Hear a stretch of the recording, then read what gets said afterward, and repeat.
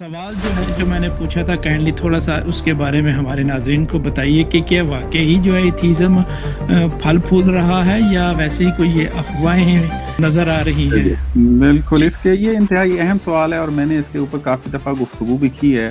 इंशाअल्लाह अलवी साहब का भी जो तजर्बा होगा वो शेयर करेंगे। जिनको देखकर ये एथिस्ट ये समझते हैं कि इल्हाद फैल रहा है, हमारी तहरीक कामयाब जा रही है, हम जो सवाल उठा रहे हैं मुआशरों में, नौजवान जोक दर जोक उनके मिल रहे हैं उनके साथ और ये काफ़िला जो है वो रवां-दवां है और अपनी जो है वो सिलसिला लेकर चल रहे हैं ना, ये चीज़ें जो हैं वो हमें नज़र नहीं आती। हाँ, ये बात दुरुस्त है। इस बात को मैं कबूल करता हूँ, अपने हर प्रोग्राम में जब भी कोई मुनासबत आती है, उसके अंदर इस बात को ज़िक्र करता हूँ कि चूँकि जदीद दौर है, इसमें इन्फॉर्मेशन की बम्बारमेंट है, इसमें आप मुख्तलिफ ज़ाविया निगाह, नुक्ता नज़र, पॉइंट ऑफ व्यूज़ जो हैं वो बहुत तेज़ी के साथ लोगों तक पहुँच रहे हैं। एक दूसरे की राय को जानने का मौका मिल रहा है और इंसान फिर सोचता है। तो चूँकि इंसान ने एक ख़ास ज़ाविये से कुछ अपने नज़रिए बनाए होते हैं, कुछ अपनी जो है वो पॉइंट ऑफ व्यू बनाए होते हैं और जब दूसरों के पॉइंट ऑफ व्यू को इंसान सुनता है तो या देखता है या पढ़ता है तो अपने पॉइंट ऑफ व्यू के अंदर उसको कुछ ना कुछ डाउट होना शुरू होता है क्योंकि उसने इस निगाह कंपैरेटिव स्टडी तो की नहीं हुई थी।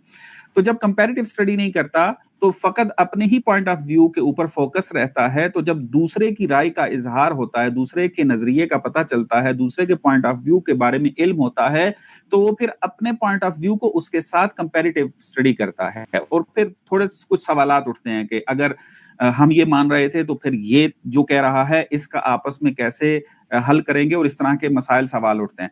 तो आज का जवान जो है उसके ज़हन में सवाल ज़रूर उठ रहे हैं चूँकि सवालिया अंदाज़ अपनाया जा रहा है।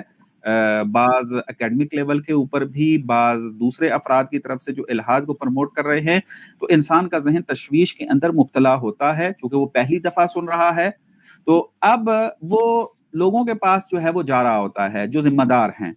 अगर किसी के पास मौलाना हज़रात हैं, तो वो उनके पास चला जाता है, अगर कोई मसलन पढ़ा-लिखी शख्सियत मशहूर है, वो उसके पास चला जाता है या जो भी उसके लिए अवेलेबल होता है, वो उसके पास जाकर पूछता है, सवाल करता है या मसलन कोई भी अवेलेबल नहीं हुआ चूँकि अब सोशल मीडिया इतना आम हो चुका है कि आप क्या करें मोबाइल को हाथ में पकड़ें और आप फ़ौरन लाइव आ जाएँ। लाइव आकर आप अपनी ज़िंदगी और अपने नज़रियात को शेयर करने लग जाएँ। देखें मैं पहले ये इस नज़रिए को मानता था, अब जो है मैंने फलाँ-फलाँ के नज़रिए को पढ़ा और उसको देखा तो अब मेरे ज़हन में डाउट्स आ गए हैं, सवाल आ गए हैं, ऐसा क्यों है, ऐसा क्यों है? अब ऐसी वीडियो देखने के बाद एथिस्ट लोग जो हैं वो खुश होना शुरू हो जाते हैं कि ये अब हमारी टीम के अंदर शामिल हो रहा है। ना, इस तरह नहीं है। जब उनसे बात की जाती है, जब उनसे गुफ्तगू होती है, जब उनसे इल्मी तौर पर एक इल्मी माहौल में सवाल-जवाब होते हैं, तो बहुत सारे लोग पलटते हैं और उसकी मिसाल जो है मुख्तसर छोटे लेवल पर अगर मैं देना चाहूँ, हमारी ये ईमान यूनियन की जो है वो टीम है जो काम कर रही है। हर चैनल के ऊपर कई लोगों ने आकर इस बात का इज़हार किया है कि डाउट्स आए थे हमारे ज़हन में, सवालात उठे थे हमारे ज़हन में, उसकी वजह से परेशान भी रहे हैं। लेकिन क्या हुआ, आप लोगों की वीडियो सुनकर, आप लोगों के प्रोग्राम देखकर, आप लोगों के जवाबात सुनकर हम वापस पलट आए हैं, अब दोबारा कलिमा हमें पढ़ा दें। ईमान यूनियन की वीडियोज़ जो हैं वो इस वक़्त काफ़ी तादाद में मौजूद हैं और हर चैनल के ऊपर, चाहे आप कैसर अहमद राज़ी साहब का चैनल ले लें, आप इस्लामिक अवेकनिंग ले लें, आप जो है वो मुफ्ती साहब का चैनल ले लें, आप आमिर हक का चैनल ले लें, जितने भी मसलन चैनल्स आप देख लें, वहाँ पर आपको ये तमाम चीज़ें जो हैं वो नज़र आएँगी। इसका नतीजा क्या निकलता है? नतीजा ये निकलता है कि ये जो कहा जाता है कि एथिज़्म फैल रहा है ना, हाँ, बाज़ अफ़राद जो इस मैदान के नहीं हैं, ज़िम्मेदार हुँ, अफ़राद हैं, इस मैदान के नहीं हैं, तो वो जब बच्चों को सवाल करता देखते हैं, जब वो सोशल मीडिया के ऊपर वीडियोज़ को चेक कर रहे होते हैं और उनके सामने इस किस्म की वीडियो आ रही होती हैं, तो फिर वो एकदम से कहते हैं, "ओहो! ये तो हालात बहुत ख़राब हो गए हैं, इल्हाद बहुत फैल रहा है।"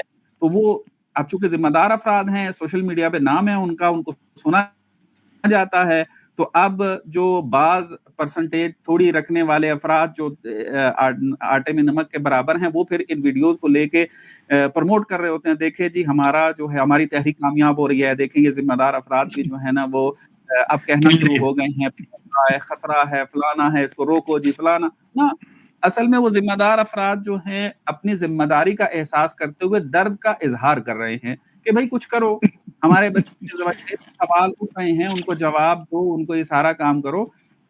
لیکن اس کا مطلب یہ نہیں ہوتا کہ مثلا کہ الحاد جو ہے وہ اس طریقے سے پھیل رہا ہے، اس طریقے سے نہیں. میرا پوائنٹ آف ویو یہ ہے کہ جوان سوال ضرور رہے ہیں، ان کے ذہن کو متاثر کر رہے ہیں، اور میں اس کو خوشائند بھی سمجھتا ہوں. واقعا میں اپنے دل سے کہہ رہا ہوں، مجھے بہت مزہ آتا ہے ان بچوں کے ساتھ، ان جوانوں کے ساتھ بات کرتے ہوئے کہ جو اوریجنل طور پر اپنے ذہن میں شک رکھتے ہوئے سوال کرتے ہیں. کیونکہ سوال ذہن میں نہیں اٹھیں گے تو انسان کبھی بھی دین کو علمی بنیادوں پر سیکھنے کی کوشش ہی نہیں کرتا، وہ اپنی عام زندگی گزار رہا ہوتا ہے. آپ دیکھ لیں عموماً انسان کیا کر رہے ہوتے ہیں، صبح کو اٹھتے ہیں، دکان پہ اپنی جاتے ہیں، کاروبار کر کے رات کو واپس آ جاتے ہیں، دوستوں کو مل لیا، کھانا پینا کر لیا، وہ کر کرا کے وہ عمومی اس طرح زندگی چلتی ہے. وہ کبھی بھی قرآن میں تدبر نہیں کرتے، کبھی بھی وہ جو ہے وہ سیرت کے اوپر مطالعہ نہیں کرتے، کبھی بھی یہ تمام چیزیں وہ نہیں کر رہے ہوتے. لیکن جیسے ہی سوال ذہن میں اٹھتا ہے، جیسے ہی ذہن کے اندر جو ہے ہلچل مچنا شروع ہوتی ہے،